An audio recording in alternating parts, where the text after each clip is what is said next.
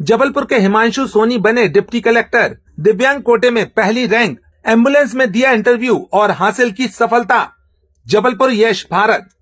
मंजिल उन्हीं को मिलती है जिनके सपनों में जान होती है। पंख से कुछ नहीं होता, हौसलों में उड़ान होती है।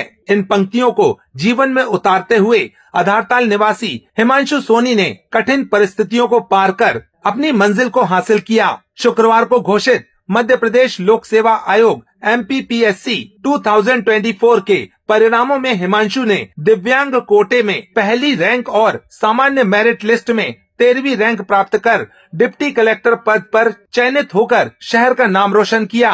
हिमांशु ने बताया कि दिव्यांग होने के बावजूद उन्होंने कभी हार नहीं मानी। वे वर्तमान में मध्य प्रदेश राज्य प्रशासनिक सेवा में सहायक संचालक लोक शिक्षक पद पर पदस्थ हैं। 19 अगस्त को नहाते वक्त उनका पैर फिसल गया था, जिससे हाथ टूट गया। डॉक्टरों ने सर्जरी कर हाथ में रॉड डाली और आराम की सलाह दी।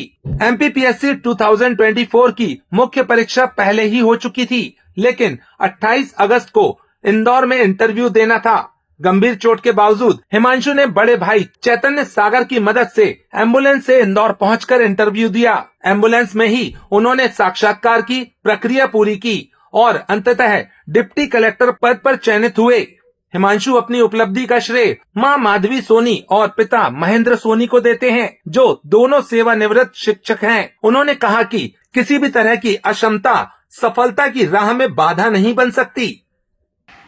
सर, मैं इसको इस नज़रिए से देखूंगा सर, संघर्ष के पश्चात जो सफलता प्राप्त हुई है, बहुत ही खुशी और गर्व की बात है मेरे माता पिता और मेरे पूरे परिवार के लिए। कितनी चुनौती रही? जी सर, यदि मैं चुनौती की बात करूं तो मेरी चुनौतियां तो मेरे जन्म के पश्चात से ही शुरू हो जाती हैं, जहां मेरा शरीर पूरा गोल था। जो आप मेरे हाथ देखते हैं, मेरे पैर देखते हैं, ये तक समझ नहीं आते थे कि कहाँ हाथ हैं कहाँ पैर हैं। पिताजी ने मेरी निरंतर मालिश की और मेरे हाथ पैरों को सही किया। उसके पश्चात मेरा विद्यालय जीवन की यदि मैं बात करूं तो विद्यालय जीवन में भी संघर्ष था, लेकिन परिवारजन और जो भी शिक्षक और जो मेरे विद्यालय के सहयोगी थे, उनके सहयोग से ही मैं नियमित विद्यालय शिक्षा पूर्ण कर पाया। इसके पश्चात मैंने अपना ग्रेजुएशन भी चुनौतियों के साथ पूर्ण किया।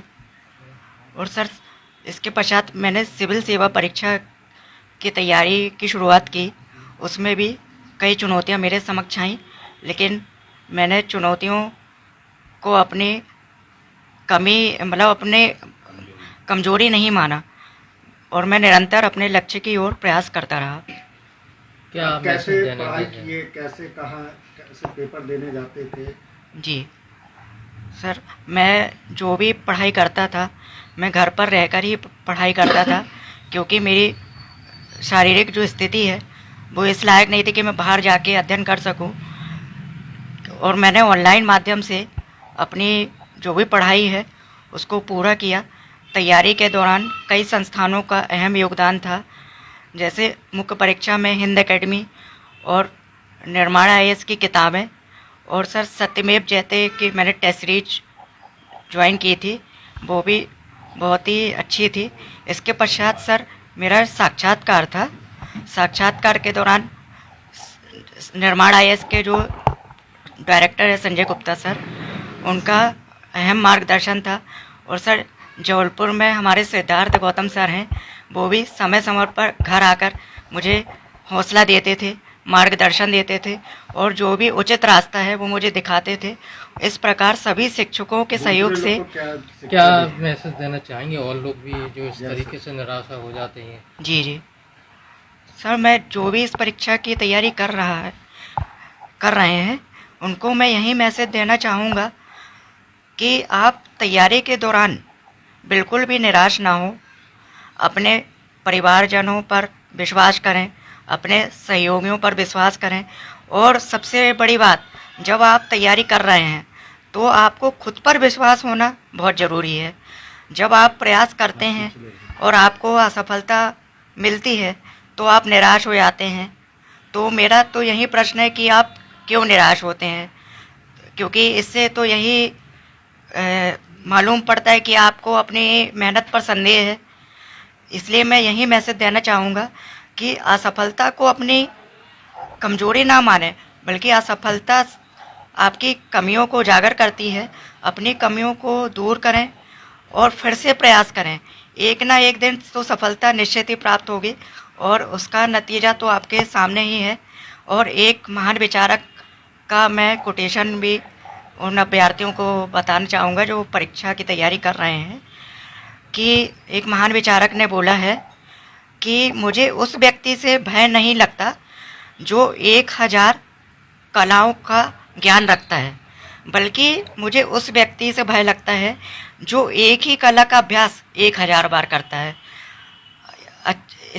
इसका मतलब ये है कि यदि आप परीक्षा दे रहे हैं और आप उसकी तैयारी कर रहे हैं, आप निरंतर टेस्ट सीरीज लगा रहे हैं और आप मेहनत कर रहे हैं, तो निरंतर अभ्यास करें। अपने अभ्यास को बीच में बिल्कुल भी छोड़े ना। अभ्यास निरंतर होना चाहिए, उसमें बिल्कुल भी कमी नहीं होना चाहिए। आपका शुभ नाम? मेरा नाम हिमांशु सोनी है। हाँ, बहुत अच्छा लग रहा है। संघर्ष तो हम लोग ने किया ही, साथ ही मेरे बेटे ने भी बहुत संघर्ष किया और बहुत अथक प्रयास के बाद उसको ये मुकाम हासिल हुआ है। और मुझे ऐसा लगता है कि प्रशासनिक सेवा में वो इसी प्रकार से संघर्ष करते हुए सफलता प्राप्त करेगा, पूर्ण विश्वास है मुझे।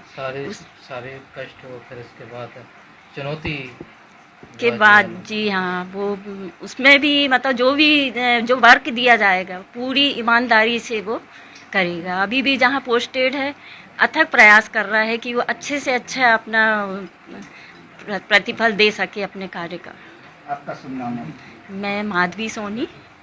जी, आप कहाँ सर्विस करते हैं? मैं गवर्नमेंट स्कूल में शिक्षक था और मेरे बेटे हिमांशु ने डिप्टी कलेक्टर बन करके राज्य सेवा में जो स्थान प्राप्त किया है, तो ये प्रसन्नता की तो बात है ही। और जहाँ तक चुनौतियों की बात है, तो शारीरिक रूप से जो चुनौतियां हैं वो हम सबको दिख ही रही हैं उसकी, कि कितनी शारीरिक चुनौतियां रही होंगी। यहाँ से रोज़ विद्यालय तक पहुँचाना, विद्यालय से लेकर के आना, ये परिवार में मेरी या मेरे बड़े बेटे की जिम्मेदारी थी। इसके अलावा वो आज की स्थिति में सहायक संचालक शिक्षा विभाग में है और वहाँ पर भी कई इस प्रकार के कार्य उसको दिए जाते हैं, जिसको वो बहुत अच्छे से तन्मयता से और बहुत सफलतापूर्वक कर रहा है। और उसके जो बॉस हैं, जॉइंट डायरेक्टर, वो उसके इस कार्य से बड़े खुश हैं। इसी उम्मीद के साथ कि वो आने वाले पद के साथ भी इसी प्रकार से न्याय करेगा और पद में जो भी चुनौतियाँ होंगी वो उस समय क्या समस्याएं हैं तात्कालिक रूप से, क्योंकि मेंटली तो वो बहुत शार्प है, तो तात्कालिक रूप से समस्याओं का क्या समाधान होना चाहिए वो समाधान करेगा और समस्याओं को निपटाएगा। औरों को क्या मैसेज देना चाहेंगे? आप गार्जियन हैं। ये औरों के लिए तो ये एक बहुत बड़ा उदाहरण है हिमांशु की सफलता। और मैं सभी लोगों को जो भी आगे बढ़ने का प्रयास कर रहे हैं उनको ये संदेश देना चाहूँगा कि आप निरंतर प्रयास करते रहें। सफलता और असफलता आपके हाथों में नहीं है, आपके हाथों में केवल प्रयास करना है। और असफलता मिलना कोई ऐसा बड़ा कारण नहीं है, असफलता मिलती ही है, लेकिन असफलता के बाद प्रयास को छोड़ देना ये कायरता है, पीछे हटना है अपने उद्देश्य से। इसलिए पीछे हटने की बजाय आप अपनी असफलताओं पर मनन करें, चिंतन करें और उन कमियों को पूर्ति करने के बाद फिर से दोबारा प्रयास करें और तब तक प्रयास करते रहें जब तक सफलता आपको नहीं मिल जाती है। आपका शुभ नाम? मेरा शुभ नाम महेंद्र कुमार सोनी है। हिमांशु ने निश्चित रूप से मध्य प्रदेश के इतिहास में अपना एक नाम लिखवा लिया है, क्योंकि पूरे मध्य प्रदेश में जहाँ तक मेरी जानकारी है हैंडीकैप में फर्स्ट रैंक लेना और 13वीं रैंक ऑल एमपी में लेना ये बहुत बड़ी सफलता है। उसने स्वयं एक बड़ा कठोर परिश्रम किया है। उसकी सफलता का श्रेय उसके माता पिता, उसके बड़े भाई, उसकी दीदी को जाता है। हम लोग तो ऐसे सहयोगी हैं कि ऑनलाइन मदद करना, टेस्ट सीरीज़ में मदद करना, उसको आकर मोटिवेट करना, गाइड करना, ये भूमिका हमारी है। लेकिन सबसे बड़ी भूमिका हिमांशु, उसके माता पिता, उसके भैया, उसकी दीदी की है, जिन्होंने उसको फिजिकली, मेंटली, स्पिरिचुअली बहुत स्ट्रॉन्ग किया और आज है कि उसने पूरे संस्कार धानी का नाम रोशन किया है एक शानदार रिजल्ट को देकर। Siddharth Gautam, Gautam IAS academy.